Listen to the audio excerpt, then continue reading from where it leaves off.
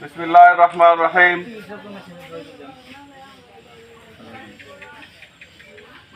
সংগ্রামী চাপারপুর union, দোয়াইল union, Bangladesh Jamaat ইসলামী হাটবাড়ি অত্র অঞ্চল শাখা কর্তৃক আয়োজিত আজকে আমাদের এই সংক্ষিপ্ত সমাবেশ, আমরা বাংলাদেশ জামায়াত ইসলামীর পক্ষ থেকে অত্র এলাকার সর্বস্তরের মানুষের কাছে আমাদের পক্ষ থেকে সালাম এবং শুভেচ্ছা বিনিময় করার জন্য, তাদের সাথে কুশলাদি বিনিময় করার জন্য আমরা মূলত আজকের এই গণসংযোগ কর্মসূচিতে অংশগ্রহণ করেছি। আমরা এই পল্লীর নিভৃত এলাকায় জনমানুষের সাথে সাক্ষাৎ করার মাধ্যমে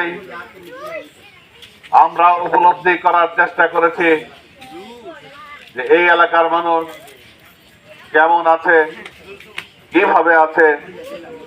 এবং তাদের সময়কালগুলো কত ভালোভাবে বা কেমন ভাবে কেটে যাচ্ছে সেটাকে উপলব্ধি করার, জানার এবং বোঝার। আমরা সরিষাবাড়ি এলাকার প্রতিটি অঞ্চল ঘুরে আমাদের কাছে এই উপলব্ধি সৃষ্টি হয়েছে যে আজকের এই সরিষাবাড়িকে যদি গণমানুষের কাছে সুন্দর এবং আকর্ষণীয় ভালো যোগাযোগ ব্যবস্থার উন্নয়ন, এদেশের কৃষি শ্রমজীবী মানুষ যারা খেটে খাওয়া মানুষ,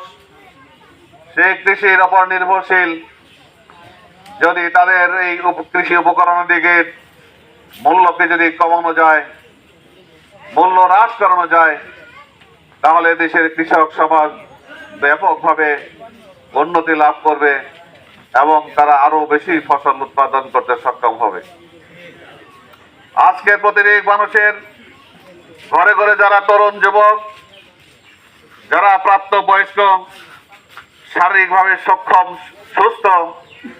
এবং শিক্ষিত, আজকের এই তরুণ সমাজের হাতে যদি আমরা কোনো কাজ তুলে দিতে পারতাম,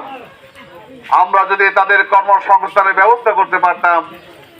তাহলে এই তরুণ যুবকরা তাদের পরিবারের জন্য আরো অনেক বেশি আশীর্বাদ হিসেবে তারা ভূমিকা পালন করতে পারত। আমরা এই এলাকার বৃদ্ধ মানুষগুলোর শারীরিক যে জীর্ণ দশা, সেটা দেখে আমরা উপলব্ধি করেছি যে এই এলাকার বহু মানুষ এখনো সরকারের যে স্বাস্থ্য সুযোগ এবং সুবিধা আছে, সেই স্বাস্থ্য সুযোগ সুবিধা থেকে তারা বঞ্চিত। এমন কিছু বৃদ্ধ মানুষকেও আমরা পেলাম যাদের এই পরিবারের উপার্জন করা কোনো মানুষ নাই, অথচ তাকে দিনে 3 বেলায় খাদ্য গ্রহণ করতে হয়, বেঁচে থাকার তাগিদে তাকে খাদ্য খেতে হয়। এমন অসুস্থ এবং পীড়িত, বেঁচে থাকার জন্য তার ওষুধের প্রয়োজন, অথচ তার বয়স 70-80 বছর পেরিয়ে গিয়েছে। এই ধরনের বৃদ্ধ পুরুষ এবং মহিলাগুলোকে পাশে দাঁড়ানোর মতো, সেবা দেওয়ার মতো, সাহায্য করার মতো তাদের নিকটজন বলতে কেউ নাই। অথচ রাষ্ট্রের দায়িত্ব এবং কর্তব্য ছিল এই বৃদ্ধ, বয়স্ক, পীড়িত মানুষগুলোর পাশে দাঁড়িয়ে